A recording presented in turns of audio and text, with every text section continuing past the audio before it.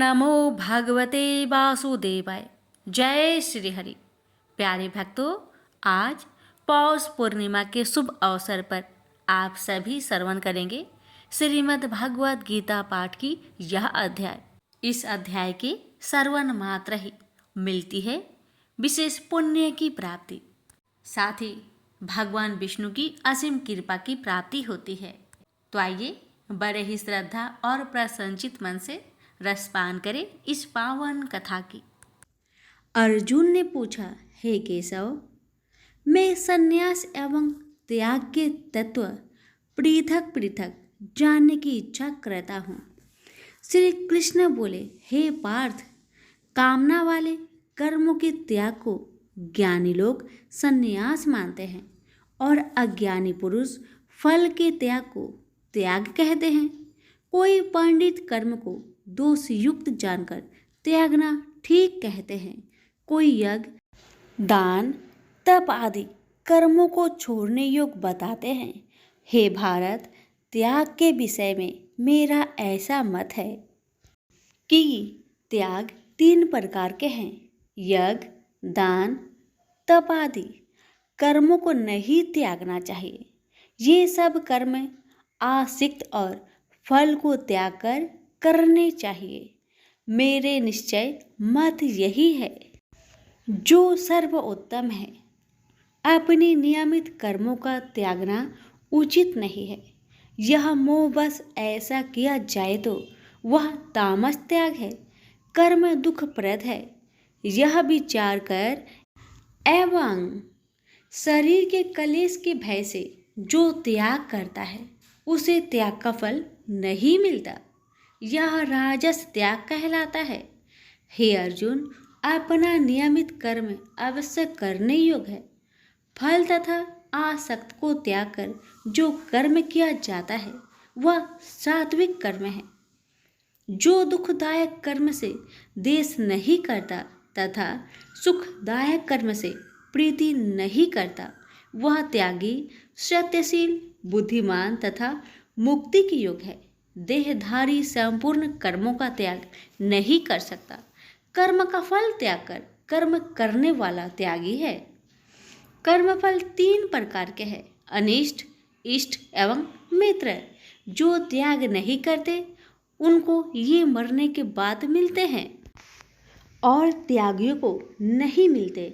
हे महाबाहो, संपूर्ण कर्मों की सिद्धि के लिए 5 प्रकार सांख्य शास्त्र में कहे हैं, उनको सुनो। शरीर कर्ता, साधन, पृथक पृथक चेष्टाएं और देव शरीर, वाणी एवं मन से जो भला बुरा कार्य किया जाता है उसके ये 5 कारण हैं। वह दुर्मति कुछ नहीं जानता जिसको यह अहंकार नहीं है कि मैं करता हूँ, और जिसकी बुद्धि कर्मों में लिप्त नहीं है। वह मनुष्य प्राणियों को मारकर भी उनको नहीं मारता और उनमें नहीं बंधता। ज्ञान, गृह और ज्ञाता ये 3 ही कर्मों के प्रेरक है। कारण, कर्म और कर्ता ये 3 कर्म के साधन हैं। सांख्य शास्त्र में ज्ञान, कर्म और कर्ता ये सत्वादिक गुण के भेद 3 प्रकार के हैं। इनको भी सुनो। जब भिन्न भिन्न प्राणियों में एक अविनाशी अविभक्त सत्ता जो दिखता है वह ज्ञान सात्विक कहलाता है। जिस ज्ञान से प्राणियों में नाना प्रकार की सत्ता दिखाई देती है उसको राजस ज्ञान जानो। ऐसा ज्ञान जिसके बिना कारण और सर्वार्थ के जाने एक ही कार्य में लगा रहे वह अल्प और तामस है। फल की इच्छा ना करके जो नित्य कर्म संग देश को त्याग कर किया जाता है, जो फल की इच्छा एवं अहंकार से बड़े यत्न से किया जाता है वह राजस कर्म है। जो कर्म परिमाण धन का खर्च दूसरे की पीड़ा और अपना पुरुषार्थ न जानकर मोहबस किया जाता है वह तामस कर्म कहलाता है। संग से रहित अहंकार, धैर्य और उत्साह युक्त सिद्ध व असिद्धि में समान रहता है। वह सात्विक कर्म कहलाता है। गुण की तरह बुद्धि और धर्म के इनके भी 3 भेद है, सुनो। जो बुद्धि पर वृत्ति, निवृत्ति, कर्तव्य, अकर्तव्य, भय, अभय और बंधन मोक्ष को जानता है, वह सात्विकी है। हे पार्थ, जिससे धर्म अधर्म और कर्तव्य अकर्तव्य का ठीक निश्चय नहीं होता, वह राजसी है। जिस अज्ञान से ढकी बुद्धि करके मनुष्य अधर्म को धर्म मानता है, वह तामसी है। जो कथा प्रसंग से फल की इच्छा करता है, जो धर्म अर्थ काम को धारण करता है, वह राजसी वृत्ति है। जो मूर्ख निंद्रा भय शोक विषाद एवं मद को नहीं त्यागता, वह तामसी वृत्ति है। अब तीनों प्रकार के सुखों को सुनो। जिसका योगाभ्यास में चित रहता है, उसके दुख का अंत हो जाता है। सुख सात्विक है। आरंभ में विष के समान और अंत में अमृत के तुल्य होता है। सुख आरंभ में अमृत तुल्य, अंत में विष के तुल्य विषयों और इंद्रियों के संयोग से होता है। उसे राजसी सुख कहते हैं। जो सुख आदि और अंत दोनों में मनुष्य को मोह में फंसाता है और जो आलस्य तथा प्रमोद से उत्पन्न होता है, वह तामस सुख है। सम, दम, तप, पवित्रता, क्षमा, नम्रता, ज्ञान, अनुभव और परलोक में श्रद्धा, ये ब्राह्मणों के स्वाभाविक सिद्ध कर्म है। बहादुरी, तेजस्विता, धैर्य, चतुराई, युद्ध, स्थिरता, उदारता और प्रभुता, ये क्षत्रिय के स्वाभाविक कर्म हैं। खेती, गोरक्षा स्वाभाविक कर्म हैं। जो लोग अपने अपने गुणों और प्रवृत्तियों के अनुसार कर्म करते हैं, उनको सिद्धि प्राप्त होती है। और जिसने सब जगत का विस्तार किया है, उस ईश्वर को अपने कार्य के द्वारा आराधना करके मनुष्य सिद्धि को पाता है। दूसरे उत्तम कर्म से अपना नीच कर्म ही श्रेष्ठ है। सर्वत्र आसक्त को छोड़ने वाला आत्मा, जीतने वाला इच्छा रहित मनुष्य संन्यास के द्वारा सर्व कर्म निवृत्ति रूप परम सिद्धि को पाता है। वह फिर कैसे ब्रह्म को प्राप्त होता है? सो मुझसे सुनो, यही इस ज्ञान की परानिष्ठा है। शुद्ध बुद्धि से युक्त होकर धृति द्वारा इस मन को बस में लगाकर शब्द आदि विषयों को छोड़कर राग देश से रहित होकर एकांत में रहने वाला, मीताहारी, वाणी और मन को जीतने वाला, नित्य ध्यान युक्त और वैराग्य, अहंकार, बल, घमंड, काम, क्रोध तथा परिग्रह छोड़कर ममताहीन और शांत मनुष्य ब्रह्म भाव के योग होता है। व्रत को प्राप्त हुआ पुरुष दत्तचित होकर स्वक व अभिलाषा को नहीं करता है। जीवन मात्र में समदर्शी होकर मुझ में परम भक्ति पाता है। इस प्रकार ज्ञानी सदैव मुझ में निवास करने वाले सब कर्मों को भोग करता हुआ मेरे अनुग्रह से अविनाशी सनातन मोक्षप्रद को प्राप्त होता है। तत्पश्चात तत्व से मुझे जानकर फिर मन मुझ में ही प्रवेश करता है। सावधानी से अपना मन मुझ में स्थिर कर और सब कर्मों को मुझ में अर्पण कर बुद्धि योग के आश्रय से निरंतर अपने चित्त को मुझ में लगाओ। मेरे में चित्त लगाकर मेरी कृपा से दुर्गम कष्टों से तर जाओगे। यदि अहंकार से मेरी बात सुनोगे तो नष्ट हो जाओगे।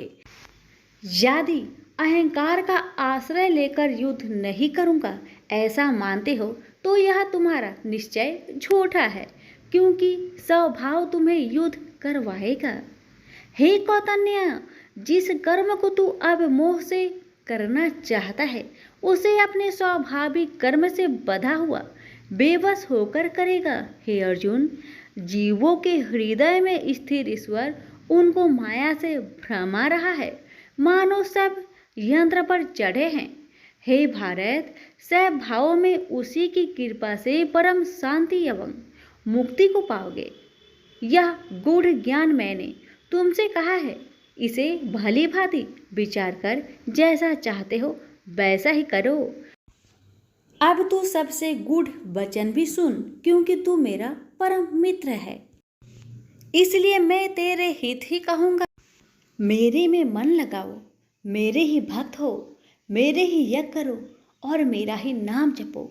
सब धर्मों को छोड़कर मेरी शरण में आओ, मैं तुम्हें सब पापों से छुड़ा दूंगा। यह मेरा रहस्य ऐसे पुरुष जो तप ना करता हो, मेरा भक्त ना हो, कभी भी नहीं कहना चाहिए। जो इस परम गुप्त ज्ञान को मेरे भक्तों में प्रकट करेगा, वही मेरी परम भक्ति को पाकर अंत में निश्चय ही मुझ में लीन हो जाएगा। इस धर्म संवाद को जो कोई पढ़ेगा, उसे मैं समझूंगा कि उसने ज्ञान यज्ञ से मेरी पूजा की है।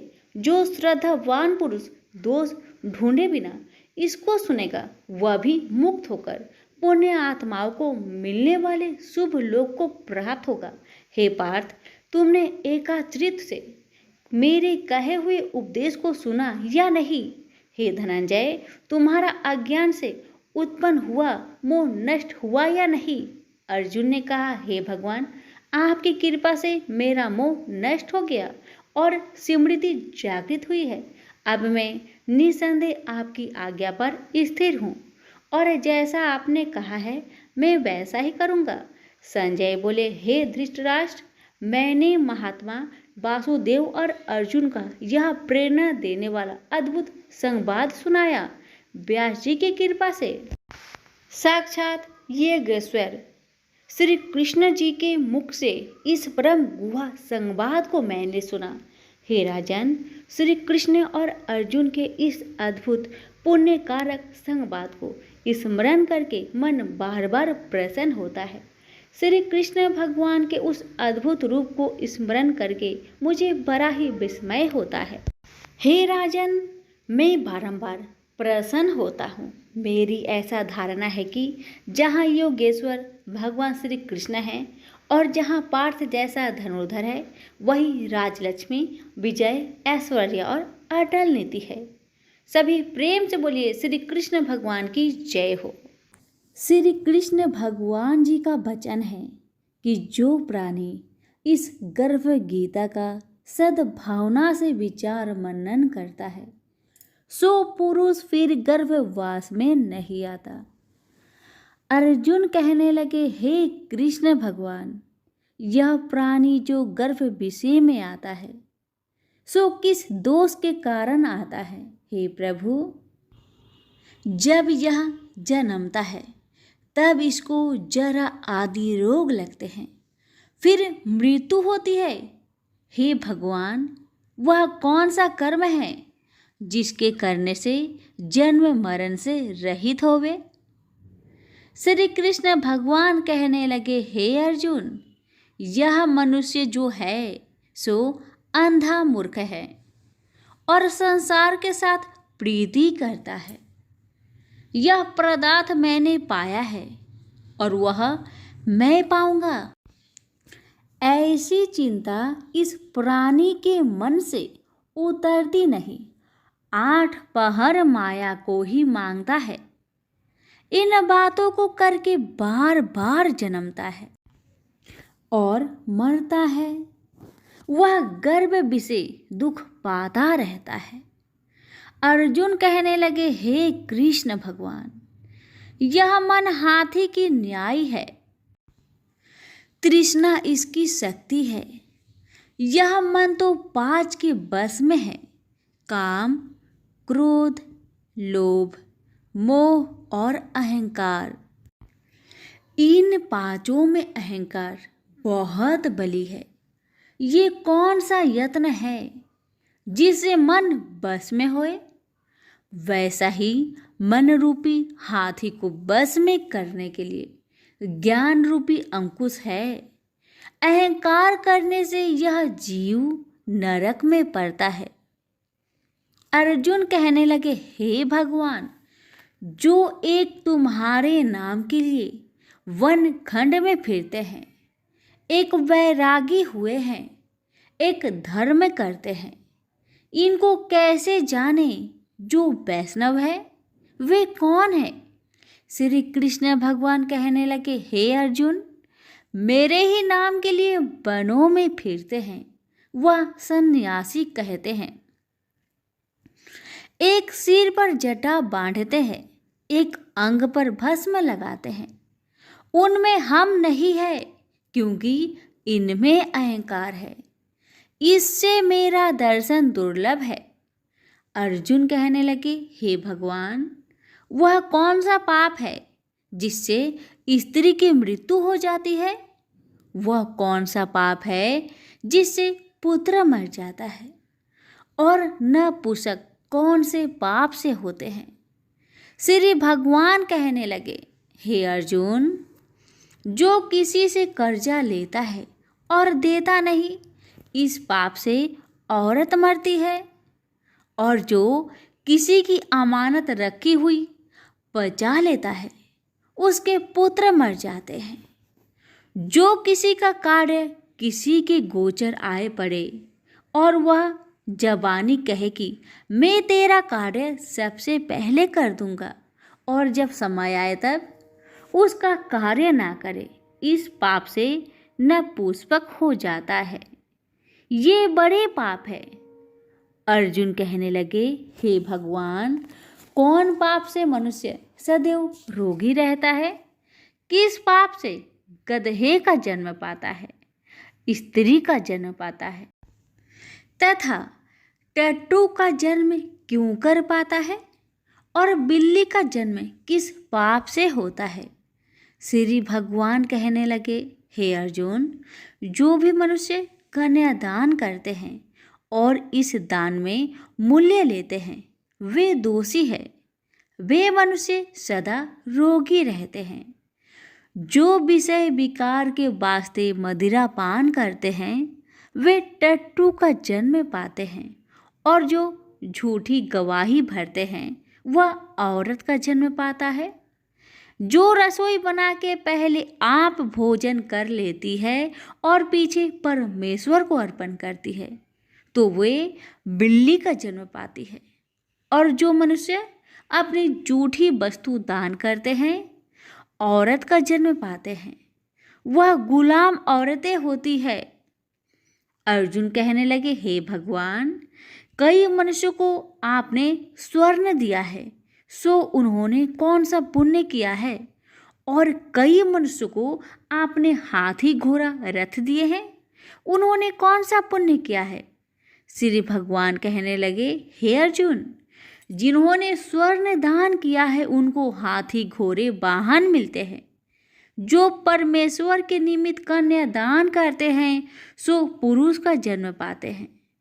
अर्जुन कहने लगे, भगवान, जिन पुरुषों के अंदर विचित्र शरीर है, उन्होंने कौन सा पुण्य किया है? किसी दो के घर संपत्ति है, कोई विद्वान है, उन्होंने कौन सा पुण्य किया है? श्री भगवान कहने लगे, हे अर्जुन, जिन्होंने अन्न का दान किया है, उनका सुंदर स्वरूप है। जिन्होंने विद्या दान किया है, वह विद्यावान होते हैं। जिन्होंने संतों की सेवा की है, वह पुत्रवान होते हैं। अर्जुन कहने लगे, हे भगवान, किसी को धन से प्रीति है, कोई को स्त्रियों से प्रीति करते हैं। इसका क्या कारण है, समझाकर कहिए। श्री कृष्ण भगवान कहने लगे, हे अर्जुन, धन और स्त्री सब नाश रूप है, मेरी भक्ति का नाश नहीं है। अर्जुन कहने लगे, भगवान, यह राजपाट किस धर्म के करने से मिलता है? विद्या कौन से धर्म करने से मिलती है? श्री कृष्ण भगवान कहने लगे, हे अर्जुन, जो प्राणी काशी जी में निष्काम भक्ति से तप करते हुए देह त्यागते हैं, वह राजा होते हैं। और जो गुरु की सेवा करते हैं, सो विद्वान होते हैं। अर्जुन कहने लगे, हे भगवान, किसी को धन अचानक बिना किसी परिश्रम से ही मिलता है, सो उन्होंने कौन सा पुण्य किया है? श्री कृष्ण भगवान कहने लगे, अर्जुन, जिन्होंने गुप्त दान किया है, उनको धन अचानक मिलता है। जिसने परमेश्वर निमित्त पराया कार्य संवारा है वह मनुष्य रोग से रहित होते हैं। अर्जुन कहने लगे, हे भगवान, कौन से पाप से अमली होते हैं और कौन पाप से गूंगे होते हैं और कौन पाप से कुष्ठी होती है। श्री कृष्ण भगवान कहने लगे, हे अर्जुन, जो आदमी नीच कुल की स्त्री से गमन करते हैं सो अमली होते हैं। जो गुरु से विद्या पढ़कर मुकर जाते हैं सो गूंगे होते हैं। जिन्होंने गो घात किया है वे कुष्ठी होते हैं। अर्जुन कहने लगे, हे भगवान, जिस किसी पुरुष की देह में रक्त का विकार होता है वह किस पाप से होता है। और कोई दरिद्र होते हैं, किसी को खरक वायु होती है, और कोई अंधे होते हैं, तो कोई पंगुल होते हैं, सो कौन से पाप से रहित होते हैं। और कई स्त्रियां बाल विधवा होती है, तो यह किस पाप से होती है। श्री कृष्ण भगवान कहने लगे, हे अर्जुन, जो सदा क्रोधवान रहते हैं उन्हें रक्त विकार होता है। जो मलिन रहते हैं वह सदा दरिद्र होते हैं। जो कुकर्मी ब्राह्मण को दान देते हैं उनके खरक वायु होते हैं। जो पराई स्त्री को निर्वस्त्र देखते हैं, गुरु की पत्नी को कुदृष्टि करते हैं, सो अंधे होते हैं। जिसने गुरु और ब्राह्मण को लात मारी है सो लंगड़ा व पंगुला होता है। जो औरत अपने पति को छोड़कर पराये पुरुषों से संग करती है सो वह बाल विधवा होती है। अर्जुन कहने लगे, हे भगवान, आप पर ब्रह्मा हो, आपको नमस्कार है। आगे मैं आपको संबंधी जानता था, परंतु अब मैं ईश्वर रूप जानता हूँ। हे पर ब्रह्मा, गुरु दीक्षा कैसी होती है, सो कृपा करके मुझको कहिए। श्री कृष्ण भगवान बोले, हे अर्जुन, तुम धन्य हो, तुम्हारे माता पिता भी धन्य हैं जिनके तुम ऐसे पुत्र हो।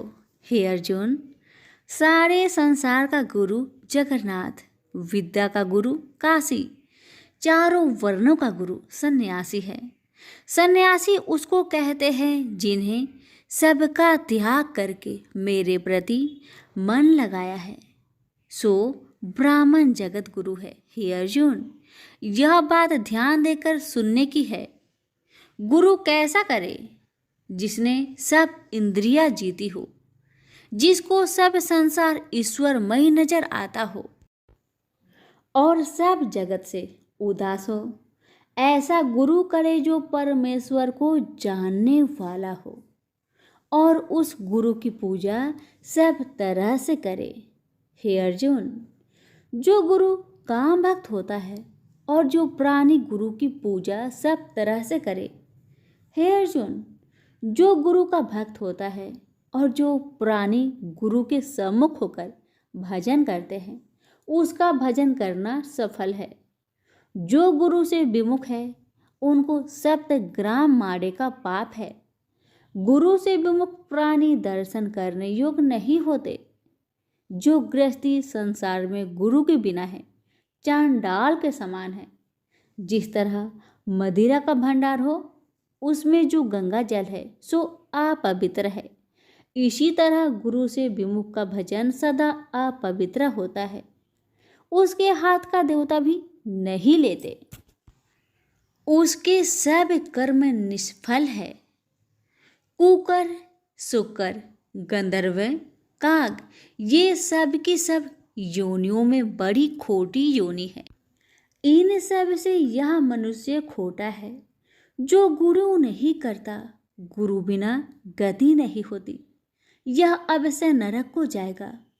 गुरु दीक्षा बिना प्राणी के सब कर्म निष्फल होते हैं। हे अर्जुन, जैसे चारों वर्णों को मेरी भक्ति करना योग है, तैसे गुरुधार के गुरु भक्ति करना योग है। जैसे गंगा नदियों में उत्तम है, सब व्रतों में एकादशी का व्रत श्रेष्ठ है, वैसे ही अर्जुन शुभ कर्मों में गुरु सेवा उत्तम है। गुरु दीक्षा बिना प्राणी पशु योनि पाता है। जो धर्म भी करता है सो पशु योनि में फल भोगता है। 84 योनियों में भ्रमता रहता है।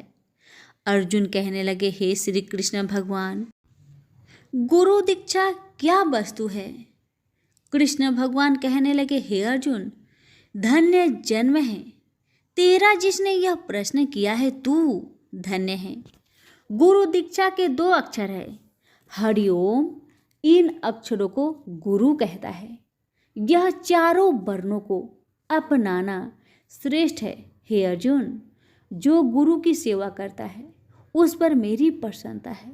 वह 84 से छूट जाएगा, जन्म मरण से रहित हो, नरक नहीं भोगता। गुरु की सेवा करता है उसको कई अश्वमेघ यज्ञ के पुण्य का फल मिलता है। गुरु की सेवा मेरी सेवा है। हे अर्जुन, हमारे तुम्हारे संवाद को जो पढ़े सो गर्भ के दुख से बचेंगे, 84 कट जाएगी।